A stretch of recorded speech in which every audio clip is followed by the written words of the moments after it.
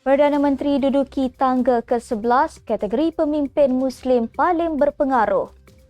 Datuk Seri Anwar beri bayangan tiada cuti tambahan sempena Aidilfitri. Kerajaan perlu bendung tindakan kumpulan kecil serang dasar kerajaan. KDN digesa lucut kewarganegaraan rakyat Malaysia hina negara.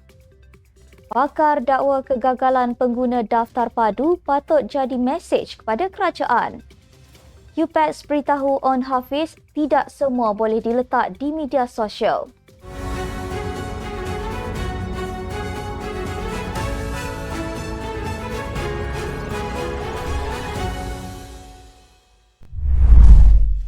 Bismillahirrahmanirrahim. Assalamualaikum warahmatullahi wabarakatuh. Salam Malaysia Madani. Bersama saya Asma Ismail dalam Netstep News edisi pagi 29 Mac 2024 bersamaan 18 Ramadan 1445 Hijrah. Sebelum itu jangan lupa untuk subscribe YouTube Netstep TV dan follow Facebook Netstep Malaysia.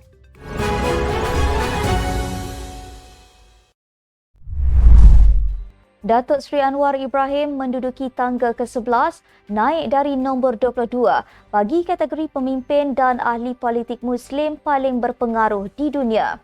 Rekod Perdana Menteri terkandung dalam senarai The Muslim 500, The World's 500 Most Influential Muslim 2024. Pada tahun 2022, Datuk Seri Anwar berada di kedudukan ke-22 dalam kategori yang sama. Peningkatan skor itu susulan siasatan tangkapan serta sabitan kes-kes berprofil tinggi SPRM sepanjang tempoh 2 tahun lalu.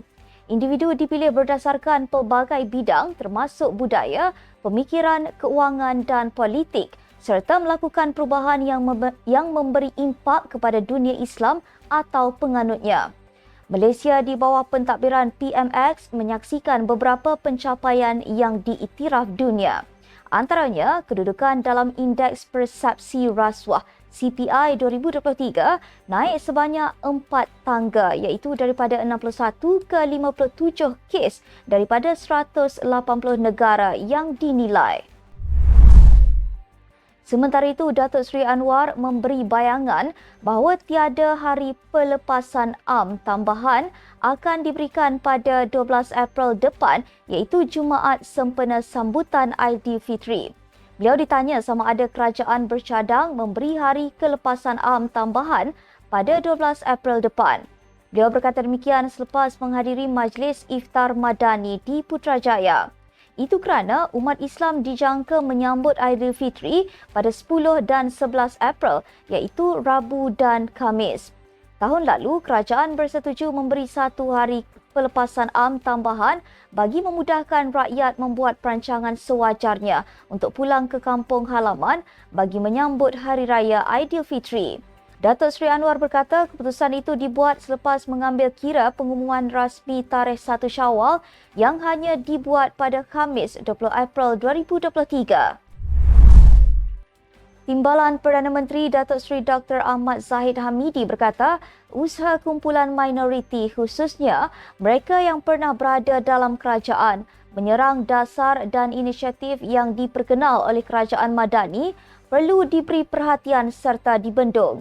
Katanya, walaupun hanya segelintir, tindakan individu terbabit perlu diberi perhatian agar usaha kumpulan anti golongan berkuasa itu tidak mempengaruhi pemikiran majoriti rakyat sehingga memberi kesan kepada perancangan yang direncana oleh kerajaan untuk kebaikan rakyat dan negara.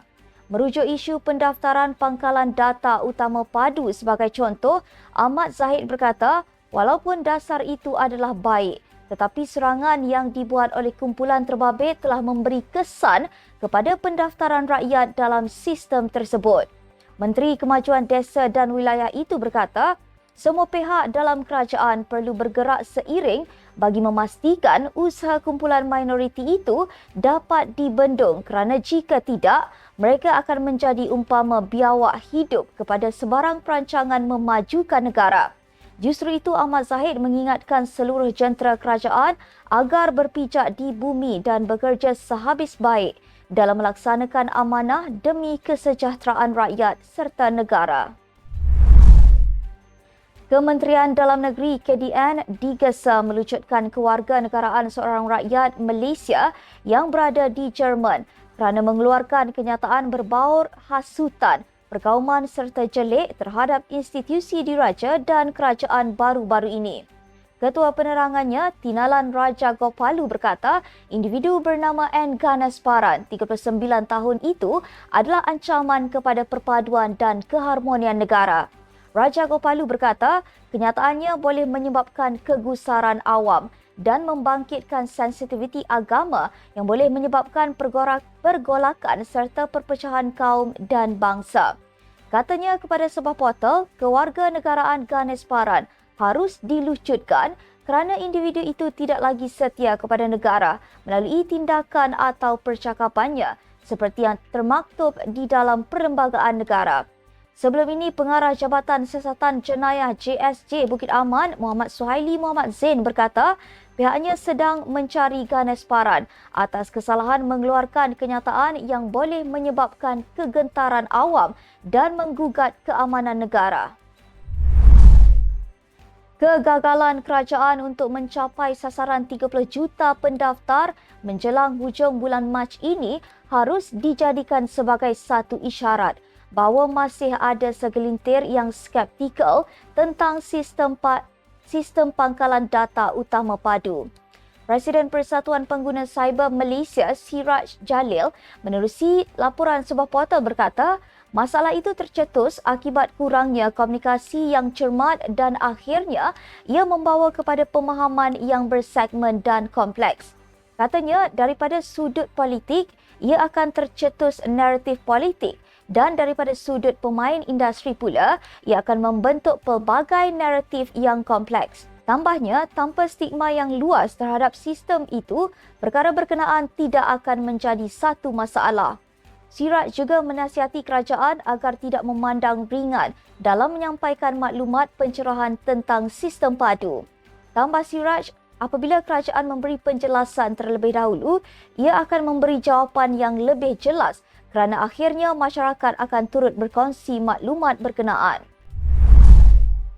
QPEX menggesa sebarang teguran kepada penjawat awam perlu dibuat secara berhemah tanpa terlalu diuar-uarkan di media sosial. Perkara itu dinyatakan Setiausaha Agong QPEX Abdul Rahman Muhammad Nordin untuk mengelak timbul situasi sehingga tidak menggambarkan situasi sebenar. Merujuk teguran Menteri Besar Johor Dato' On Hafiz Ghazi kepada Jabatan Immigration, beliau berkata, kaki tangan di Tambak Johor telah bertungkus lumus menguruskan kemasukan rakyat Malaysia ke Singapura dan perjalanan sebaliknya. Beliau berkata demikian mengulas pertikaian isu kesesakan di Tambak Johor antara On Hafiz dengan Kesatuan Perkhidmatan Immigration Semenanjung Malaysia, KPISM. Terdahulu, On Hafiz dalam satu hantaran di laman Facebook meluahkan rasa kecewa apabila 13 kaunter di laluan kereta di Tambak Johor tidak dibuka kepada orang ramai sehingga menyebabkan kesesakan sehari sebelum itu. Mengulas lanjut, Abdul Rahman menegaskan tidak semua isu perlu diuar-uarkan di media sosial kerana ia akan mengundang kecaman netizen. Sekian untuk edisi pagi ini. Ikuti perkembangan semasa isu-isu panas politik Malaysia setiap hari hanya di Netstab News. Jangan lupa untuk follow Facebook Netstab Malaysia dan subscribe YouTube Netstab TV. Netstab Malaysia menjangkau informasi mengorak inspirasi. Saya Asma Ismail. Assalamualaikum dan salam sejahtera.